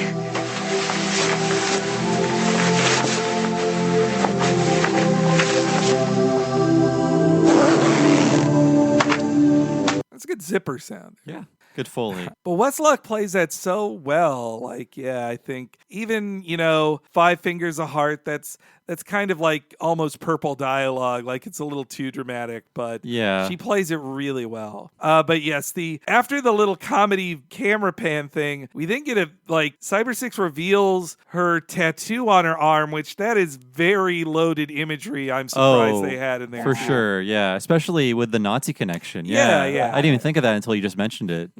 Which also explains, which I think adds to the kind of the stuffiness of Adrian in the show. Sorry, when Adrian can't wear even a short sleeve shirt to reveal the forearm tattoo, which is so Cybersix, that explains the name, that it is she is the 6th experiment in the Cyber series by Von Richter, and that's why her sidekick Panther person Data 7 is the 7th in the Data series. That's the explanation of the name. So it's not, I mean, it is a dual identity, but it is also just the first name Cybersix ever had. So Adrian is more of the created identity, though, one that is equal to Cybersix. And then, the action is so great there. Just so many jumps and kicks. The haymaker to the back of the neck looked pretty brutal. Yeah. Jumping over a guy and hitting him with both clenched fists together. I feel like that got cut out of the Fox. Oh yeah, one. Yeah. What if you did that to your little brother? He'd be dead. And Lucas's awesome uppercut too on the monsters. He's doing though he gets slammed into the wall. He's a tough guy, but he's a regular guy. He should be dead from one of those hits. There's so much orchestrated animation, especially when the 3 fixed ideas are chasing her across the roof, and the way she tricks them all, but they're all doing a different thing, and they all get tricked in a different way. It's so well done. That specific animation, a lot of animation won't even do that for the lead characters, let alone the disposable henchmen and stuff. And another bit that I think is not played clearly enough, but is still good, is that she tricks them into leaving Lucas's apartment just by making Jose so angry by calling him a little boy. Oh, and right. So they leave. It's also funny though that they know that there's a connection between Lucas and Cybersix from the first episode, but they pretty rarely they should always be following Lucas. They should know, but they kind of don't do that the rest of the series. It's the 3rd time they've been in his apartment, though, right? Yes. Yeah. So, but they just leave Lucas covered in homework, which is a funny gag. He's like, no more homework tonight, Lori. And he heads over to that warehouse district, which... there's that great rooftop chase. They do rooftop chases so well. That feels like their Batman experience coming into it. Then the shot, my favorite of the specific animations is the fixed idea, trying not to fall off the edge, and then she kind of sweet kicks him down. So cool. And then the printing machine is really great in that it can make perfect dollars and then even bundle them up for you to drop them into a bag. It's very convenient.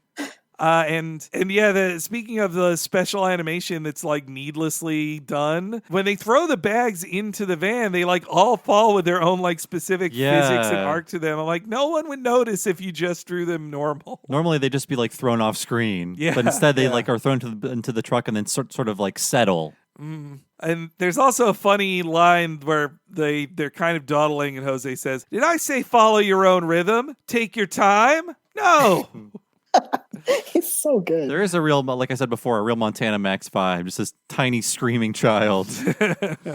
Then comes the most Batman of sequences in the whole episode. Which, as I overly analyzed it, one thing that Cybersix doesn't have is gadgets or anything. Yeah, it's true. She's got to take advantage of the environment. Yeah, but the windows get broken and light bulbs get shattered, which... if you saw Batman do, you'd be like, hey, throw a batarang at stuff. But Cybersix doesn't have those things, so I just have to assume she's throwing rocks or something.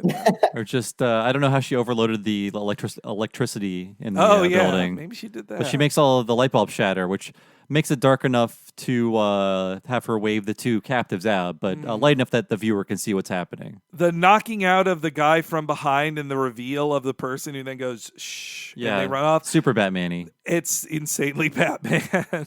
Then there's a very weird line where as she starts to fight all the fixed ideas and one falls on Jose and crushes him, she says, hey, Bonehead, your brains are showing. Like, that was Interesting. odd talk. That was Okay. a weird choice. I missed that.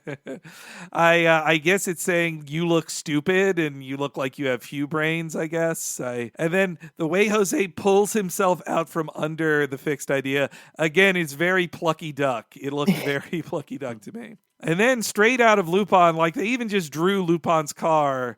Oh, Lucas yeah. is driving down the stairs. Driving down the stairs. What a... That's incredibly dangerous. That's the future, driving tiny cars downstairs.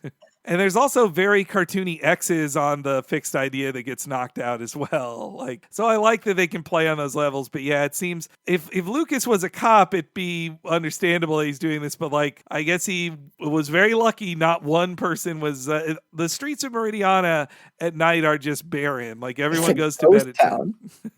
I think we're at this part in the episode. There's another needlessly good animation shot where one of the goons fires a missile at Cybersix, and the camera tracks her, like it sticks to the missile and goes in, like it pushes in. It's not like a zoom with a camera. It's someone drawing a closer image of the character every like 24 frames or 30 frames or whatever. It's amazing looking. Yeah. And then when it hits, it explodes behind her. It's some of TMS's amazing explosion work they did. They do good explosions. Yeah. You watch Akira, you watch their episodes of Batman, their explosions are the greatest. Just fire, and they keep moving and changing. And the fire, so then the rest of the scenes are just lit by fire. Yeah. So they got different lighting too.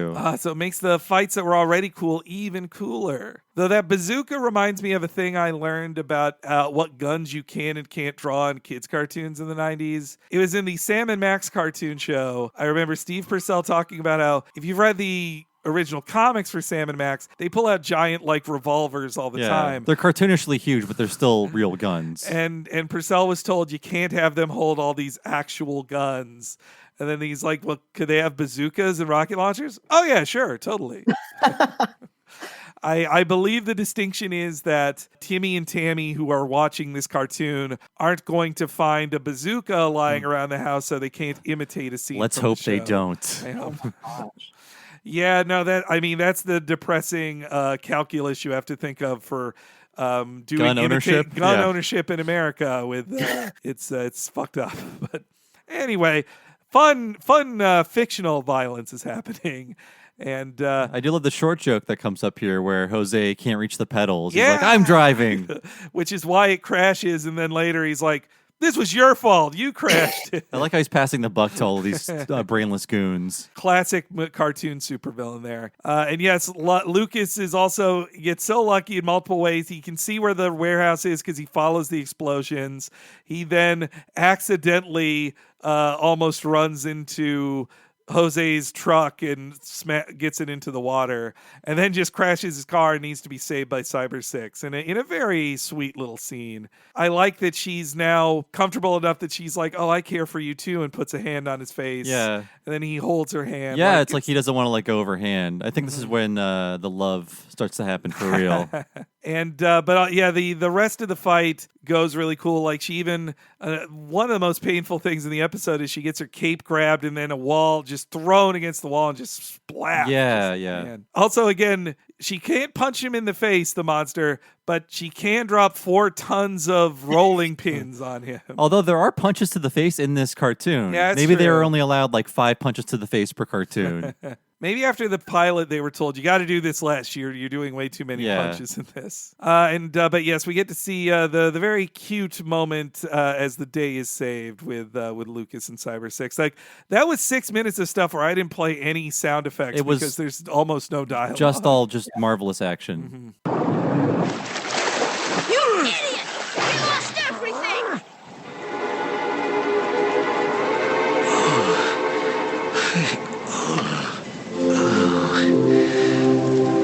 Who are you? What's your name? Wait. Will I see you again?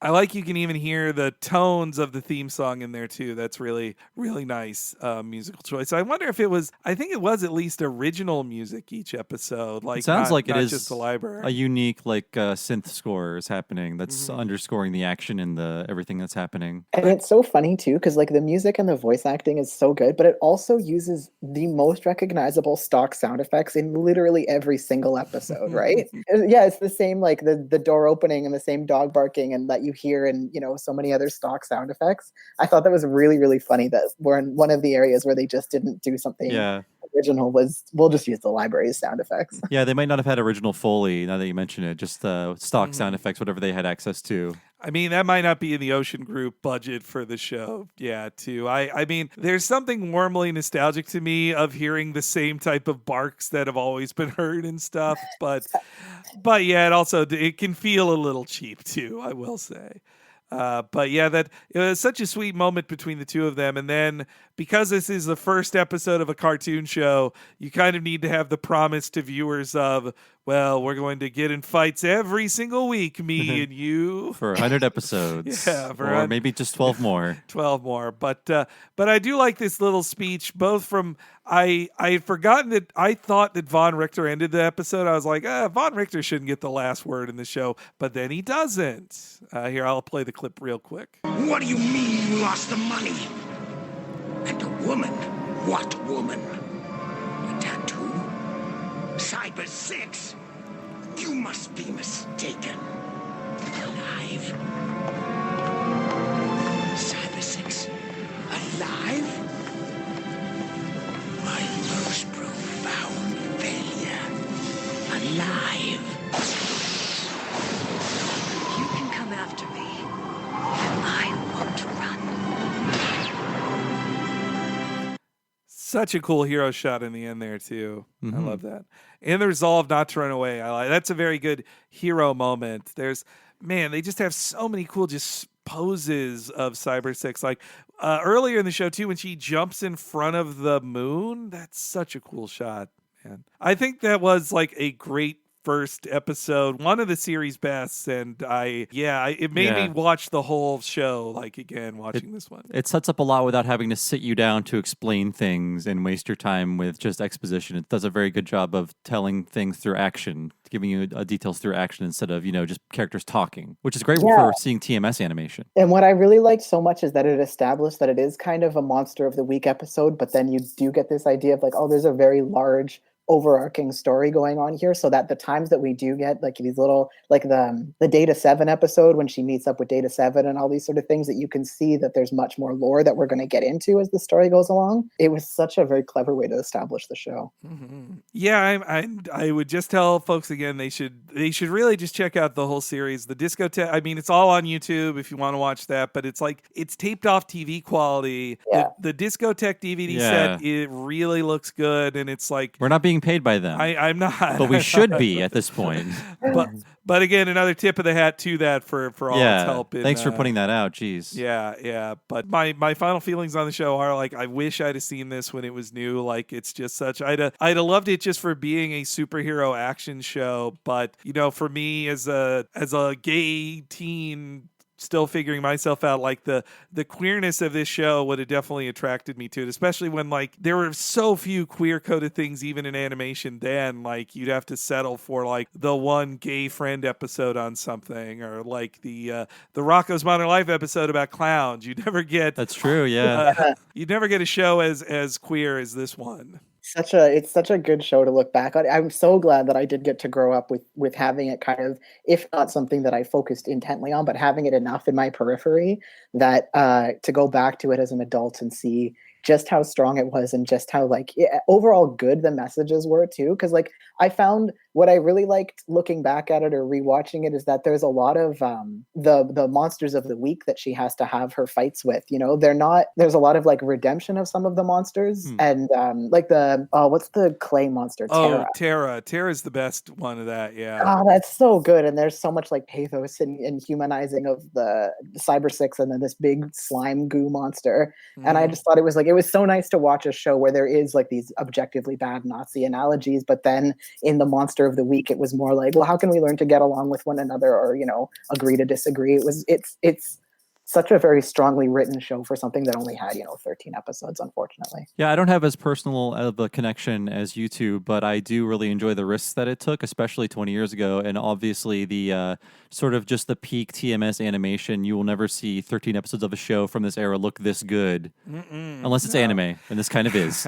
But I will say, check out that discotheque set if what we said entices you, because it is a very unique series, and I'm glad that they sort of cleaned up a comic with some rough edges to deliver the best possible form of that. I did mean to say, there's not one episode that feels like the cheap episode or the B team episode. It all looks good. But yeah, Safei, thanks so much for being our guest. Yeah, thanks for having me. This was awesome. I'm so glad that we got to rap about Cybersix. It's so rare to get a chance to talk about it. So it's just like, oh man, this is what I'm into. And do you have any stuff you want to promote? Or definitely folks should follow you on Twitter too. Yeah, I'm on Twitter as Sfemonster, which is SFEMONSTER, and I'm on Instagram and all that sort of stuff. I do a bunch of queer comics and comic anthologies and stuff like that. I recently adapted Minecraft into a graphic novel, which is out by Dark Horse. And so that's kind of, if you like stuff that's action and fantasy and monsters and queerness, that's my whole spectrum of work that I get to do. So that's where you can find me, and that's the work I'm doing. That's awesome. Yeah, thank you. You were the perfect guest for this show. Yes, it was great to be here. Thanks so much. Thank you. So thanks to Sfei for joining us. Please check out all of their stuff. But as for us, if you want to check out all of our stuff and support our shows, please go to patreon.com/Talking Simpsons. And if you sign up at the $5 level, you'll have access to everything behind that paywall. And that includes all of our limited miniseries, including our upcoming miniseries, Talking Futurama Season 2, Part 1, coming in October. You're going to want to get that as soon as it comes out. It's going to be a lot of fun. And you'll also have access to everything we've done for the past 2+ years of our Patreon. At this point, that is over 100 podcasts you haven't heard that we've done, and they are so easy to access. So please check it out at patreon.com/Talking Simpsons. And Henry, what is happening at the $10 level? Extra long podcast every month. That's right. If you want even more than just the $5 bonuses, for premium Patreon subscribers at $10, they get our What a Cartoon movie podcast. Once a month, we do a different animated feature film in the style that we do What a Cartoon. In September, there's Cowboy Bebop the movie, and we have done so many before it. Over 24 hours of content to listen to, especially if you liked us talking about TMS and their work and their amazing animation history. You're going to want to listen to our What a Cartoon movies for Akira, that's almost 4 hours long, and our one for the Tiny Toons animated movie, How I Spent My Vacation, which I forgot to mention that the series director of this was the director on that movie as well. No wonder it's so good. But yes, you want to hear all of that. It's totally worth your time and money at the $10 level at patreon.com/Talking Simpsons. And when you sign up, just remember, it's really easy to plug the exclusive RSS feed you get into your podcast device of choice, or just by listening to it on the Patreon app. It's really easy. Check it out. Patreon.com/Talking Simpsons. So as for me, I've been one of your hosts, Bob Mackey. Check me out on Twitter as Bob Servo. My other podcast is a classic gaming podcast that is called Retronauts. Go to retronauts.com every Monday and occasionally on Friday for classic gaming fun. I think you'll enjoy it. Henry, how about you? You can follow me on Twitter at HENEREYG. Anytime new stuff goes up on the Patreon or on the free feeds, I tweet it out. You'll stay very informed if you follow me there on Twitter. One more time, HENEREYG. Thank you so much for joining us this week, folks. We'll see you next week for the Nadia Secret of Blue Water episode, Marie's Island, and we will see you then. As the rain falls on the mountains, all my sorrow just salty tears. I whisper your name, oh tell me together our love will conquer fear. You're in great danger. Please. Are you hurt? No. Just give me the vial. You love podcasts, the stories, the laughs, the unexpected turns. But when this episode ends, the silence starts. Not anymore. Audiobooks.com turns that silence into your next great adventure. With over 450,000 titles, from bestsellers to hidden gems, your love for listening just found its new best friend. And because you already know the joy of audio, we're giving you 3 free audiobooks to start your journey. Imagine your favorite podcast, now with unlimited episodes. That's audiobooks.com. Keep the story going. Sign up for your free trial at audiobooks.com/podcastfree today. Because for podcast lovers like you, the end of an episode is just the beginning. That's audiobooks.com/podcastfree.